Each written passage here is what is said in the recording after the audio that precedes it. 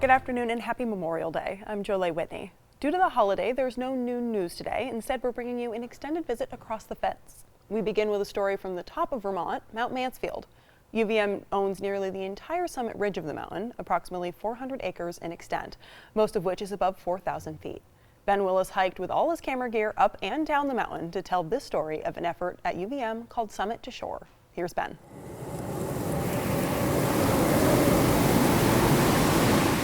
Vermont's weather is changing.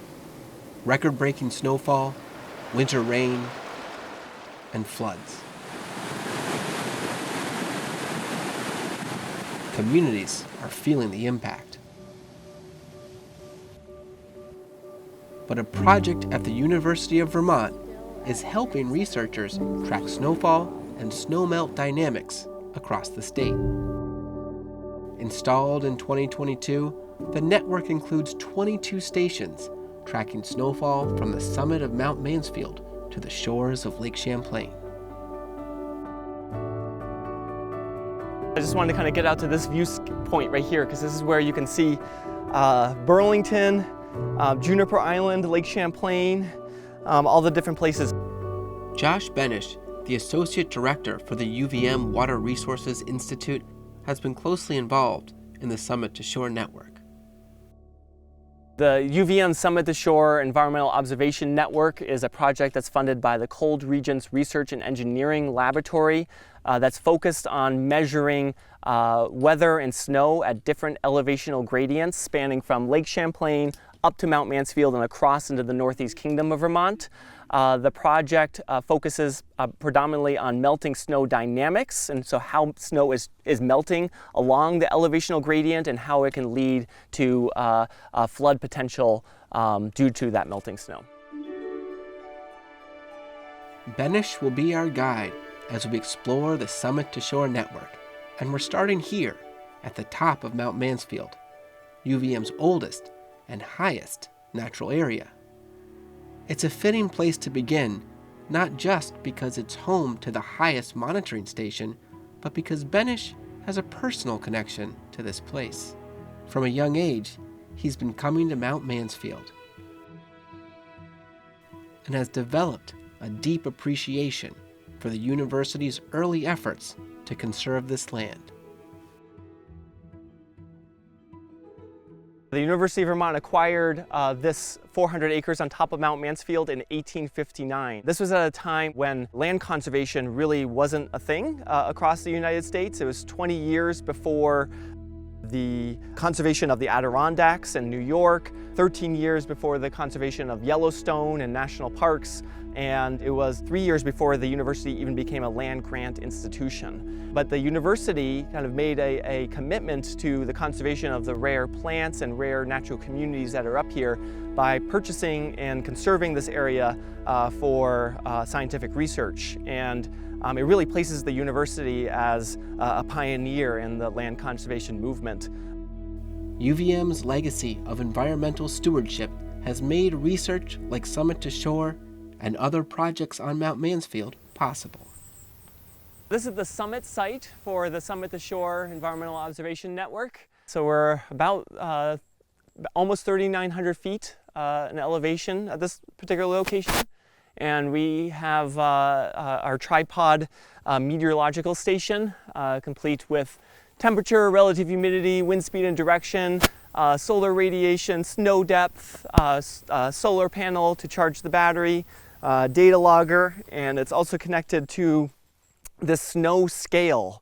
And this snow scale has a metal platform right in the middle that measures the weight of the snow. And so it's really important not to only record snow depth, but also to understand what the water content of the snow is. This is the data logger, and you'll see that there's a cellular modem attached to here. So we're relaying the data that comes off of this weather station in real time so that we can access it remotely. So one of the things to note about this weather station is that it's kind of in a very sheltered location. When there's a lot of wind in the wintertime, a lot of snow blows around up in these high elevation areas.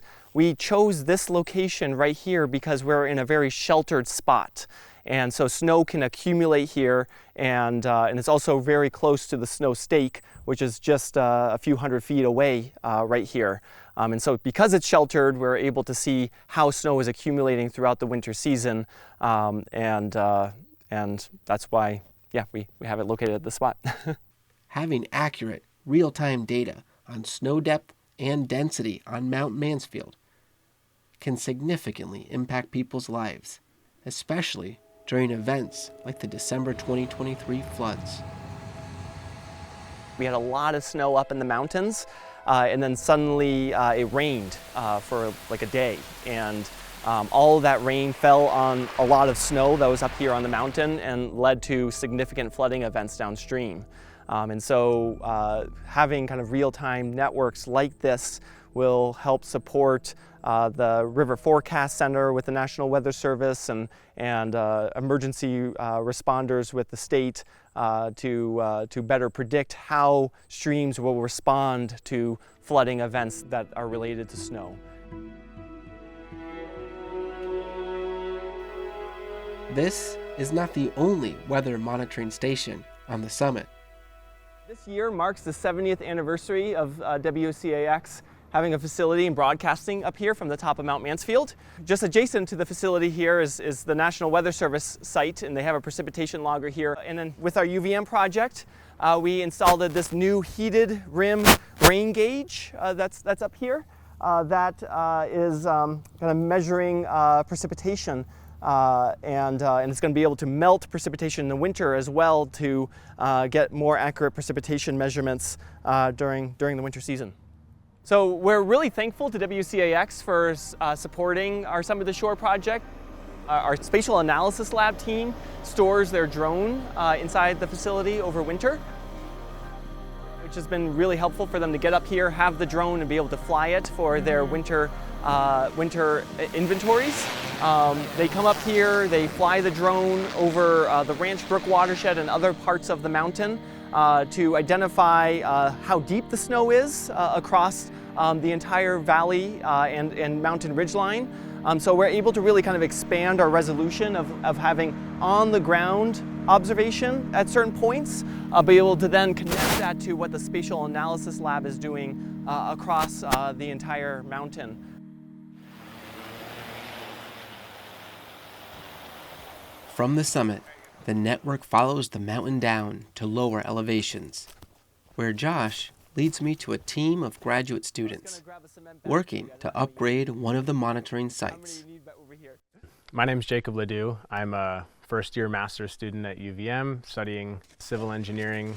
Today, we are upgrading the base for one of our pluvios. So the pluvios are these precipitation gauges. Over here, it's kind of dismantled at the moment. Really important part of these networks is being able to measure what's coming out of the sky.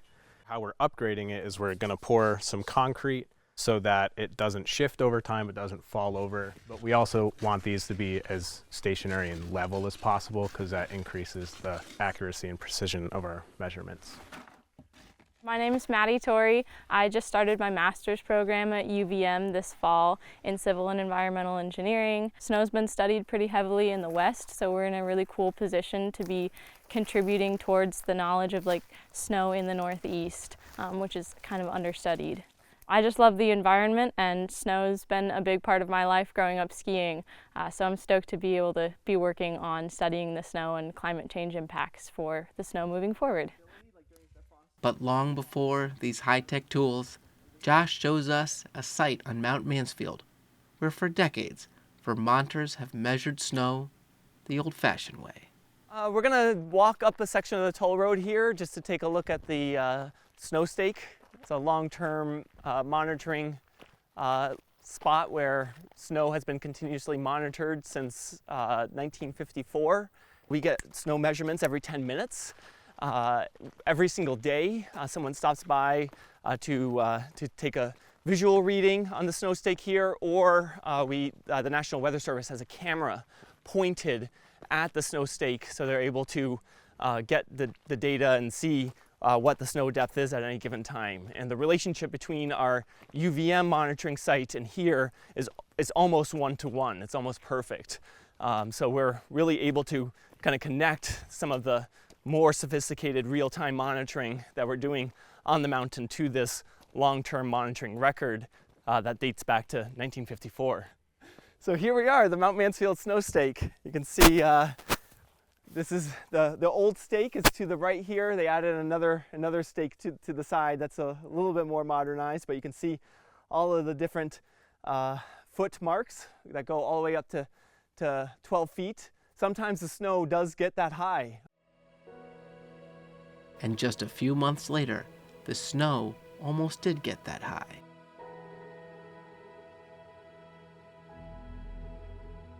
During a visit in March, the stake was nearly buried, with just a few feet left above the drifts. And just a few steps away, even the summit monitoring station we had visited in the summer was all but swallowed by snow. From the deep snows on Mount Mansfield, we continue our journey from summit to shore. Our next stop, the Jericho Research Forest.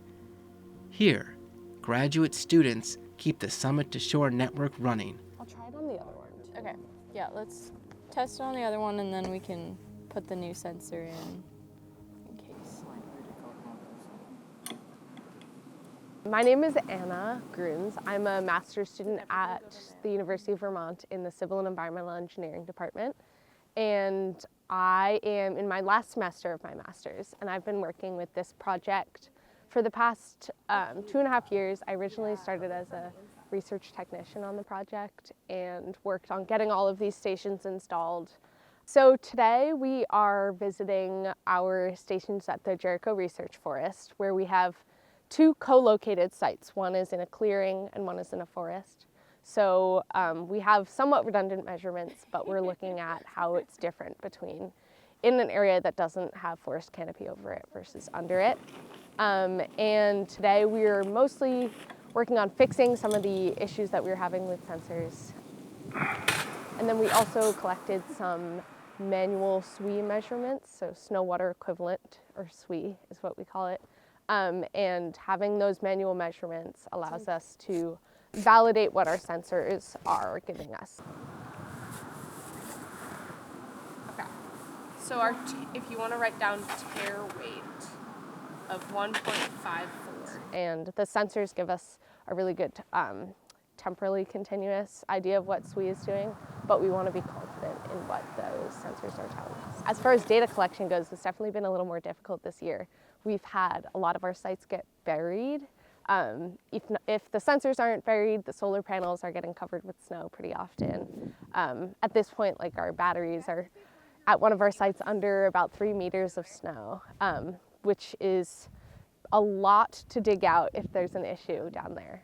So yeah, it's definitely been a little bit harder to monitor all the snow, but at the same time, really cool to be able to capture a historic snow year with such high resolution measurements. Joining Anna is Maddie Torrey, continuing her work from the previous summer.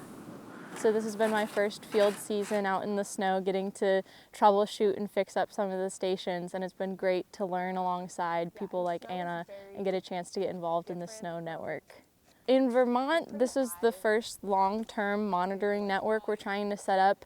As climate change impacts and the world is changing, snow can have a big impact on our environment. One of the things we're particularly concerned about is rain on snow events and flooding, which has been a huge issue. Lots of people experiencing damage to homes and towns.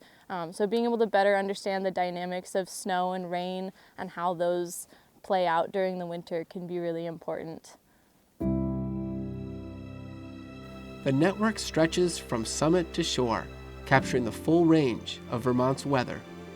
While the core summit to shore network is complete, new stations are planned, and with continued support, that work will carry on for future generations.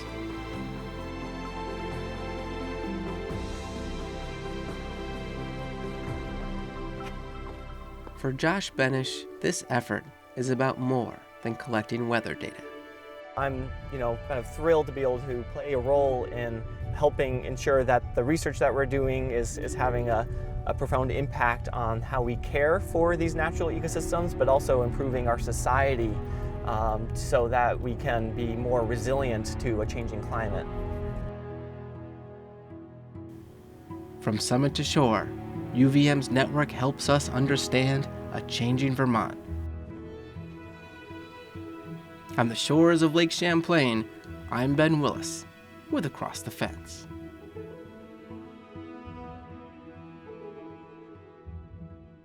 As you saw in Ben's story, the summit of Mount Mansfield is where the WCAX transmitter is located. Safe to say there would be no visits across the fence if it was not for WCAX, which brings us to, well, us. 2025 was the 70th anniversary of the first broadcast of Across the Fence on Valentine's Day. The barn doors and barrels may no longer be our backdrop, but the show remains committed to telling the stories of UVM, Vermont, and the people who make Vermont, Vermont. To begin, we want to go back to what our program looked like in 1955. So let's lose the color and bring in the sides. There we go. The original concept of Across the Fence was to give farmers a chance to learn something when they came in for lunch and before their afternoon chores. We begin with a story from a former extension agent, John Porter. Well, I'm John Porter, and I grew up on a dairy farm in Lebanon, New Hampshire. And we were a little bit late getting a TV, but probably the late or to mid-50s we had one. And my father wasn't one that was really a close cooperator with UNH Cooperative Extension in New Hampshire. And so Across the Fence was kind of his link to university research and information. We had a very strict schedule in our family that at noontime the tractor was shut off, the work stopped, and then as I recall, I think Across the Fence came on about 1:15 back then. And in those days, we were seeing some of those legendary Vermont extension folks. I would say one of his favorite ones was Win Way. Win Way was the extension agronomist. And I remember one distinct thing that Win proposed that my father followed up on was something what he called a mud seeding. And then the theory was your seeds would get the jump on the weeds and early start, you'd get a summer crop. So my father said, well, I'm going to do that. So he did it, a complete failure. He had nothing but weeds in mid-July or so. He had to whack them down with a harrow. And after that, whenever wind came on, he sort of mocked a little bit, having his frost-free seedings. But he still respected the other things he talked about. WCAX TV went from black and white to color around 1965, which is about the time our next guest started to tune into our program.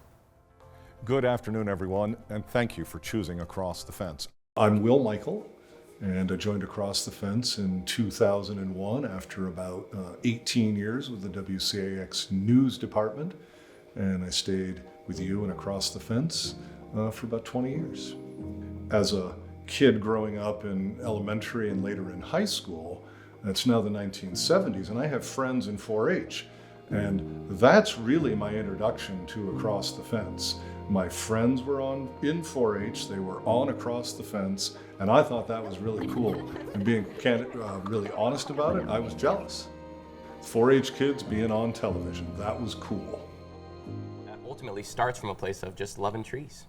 Well, if you love trees, as we do here in Vermont, go ahead and check out the big tree list. I used to say the program was all about a pencil and a piece of paper because there's always something, it seems to me, about Across the Fence you want to write down. Might be a phone number, might be a website, might be somebody's name. To each generation, whether you grew up in the 60s, the 70s, the 80s, even the 21st century now, the program is relevant in so many ways to the people that watch it. We see our friends and neighbors, and that to me is why I think the program is still successful and still relevant. But as Peter Martin used to say, this is Vermont and we do things differently. And Across the Fence definitely is part of that. It's something that we know you won't find anyplace else, and I'm not sure it would succeed anyplace else. What, again, makes it relevant is that people are talking about things that we can all relate to or that we want to learn about. The Extension Service of the University of Vermont. I'm Corinne Cooper, and as a kid, we all watched WCAX Channel 3. Of course, back then there weren't as many options for television stations, across the fence was just a regular fixture, and it didn't matter whether I was at home or one of my grandparents' houses. Across the fence is what was on. One of my grandmothers, it would also be watching her stories, the soap operas, you know, that would also be on. And now the guiding lights, created by... Everybody watched Across the Fence. It's how you knew what was going on. Across the Fence has the honor of being the longest-running daily farm and home program in the entire... It's your friends and neighbors, or maybe people that you'll end up meeting because you found out about something going on and you want to get involved. There was a working steer program that Ben did, and it was a really interesting program. It left me having some questions, and oddly enough, I ended up running into the girl at the Tunbridge Fair 4-H scoop shop, and all of a sudden I was like, you were the one on the working steer program, and I was able to ask her the questions that I had. It was just, and she was just so pleased that I actually recognized her. It was a thrill for me, and I mean, you know, she's a kid in school. Good boys. Leaf. She was brave enough to be on front of the cameras and knew her stuff so well. Nice stuff.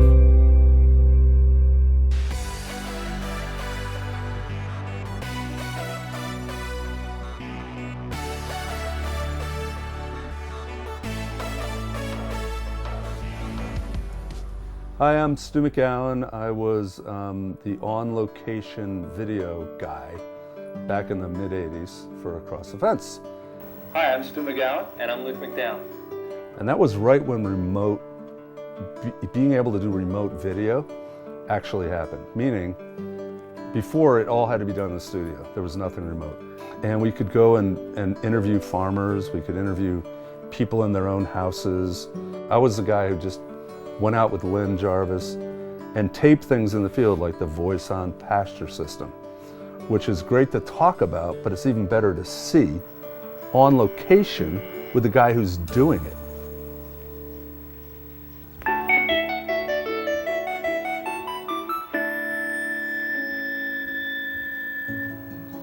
Lynn really wanted to do a series called People and Places. And his idea was, we've got 252 towns in all of Vermont, little teeny towns, and he wanted to go there for 24 hours and videotape whatever was happening in the town. When we were doing People and Places, we went all over the state. We didn't focus on Chittenden County and up north, we went everywhere. We went to Bennington, we went to Brattleboro, we went to Worcester, I mean, we went everywhere. I've lived overseas, I've traveled overseas, and I had a choice. Live wherever I want. Across the Fence and People and Places is the reason I'm still here, and I would not choose anywhere else in the world to live but here. We're sitting right here because of Across the Fence. It's been a pleasure. You too. By conservative estimation, there have been over 17,000 episodes of Across the Fence. From then until now, this program remains a collaboration between WCAX TV and UVM Extension. We have a photo of our first episode with the original host, Lloyd Williams, and our first guest, Joseph E. Kerrigan, who was the dean of what was then known as the College of Agriculture and Home Economics. Our thanks to Bob Blanchard for that photo. Bring back the barn doors is what I say. And while we're at it, let's return to what our program looks like today in high definition. As we visit with our last two guests, familiar faces on Across the Fence. Hi, I'm Heather Darby, and I am an agronomist and soil specialist with the University of Vermont Extension. And the first time I remember watching Across the Fence, I was a student at Alberg Elementary, and I wasn't feeling very good that morning, and the school nurse sent me home. And one of the best parts about staying at home, it wasn't watching Across the Fence, it was actually watching the Flintstones that came on after Across the Fence. Across the Fence was always on in our house at noontime. At least for me, being raised on a farm, my dad was always in the house at around noontime to watch lunch, and he enjoyed watching Across the Fence. The Extension Service. And so it was always sort of in the background as a child. So you knew what Across the Fence was. Across the Fence. When I first started my job at the University of Vermont Extension, I remember sitting down with the director at the time, and somewhere in the middle of it he said, "And you will be required to be on Across the Fence." As soon as he said it, I was, yes! I can't believe it. I'm going to be on Across the Fence. Because I think that we all believe that we could do it. I think it's a big deal in Vermont. It was a big deal for me. Having Across the Fence is not just a way to be able to get a project out to the agricultural community, but a way to get a project out to the entire community of Vermont. So I think it's the ultimate outreach for someone in UVM Extension because it hits so many important audiences.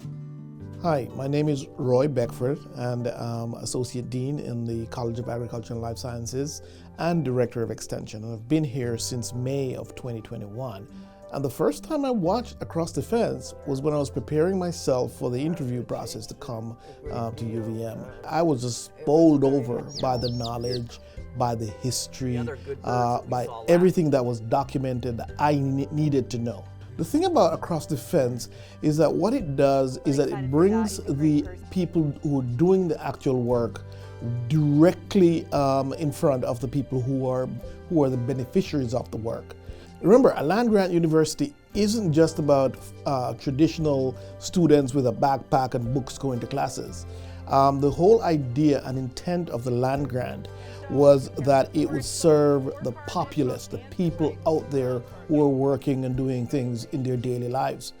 All of that is really what Across the Fence does and how it interfaces and interlocks the researcher, the extensionist, and the beneficiaries who are the farmers, foresters, fishers, all of those people together.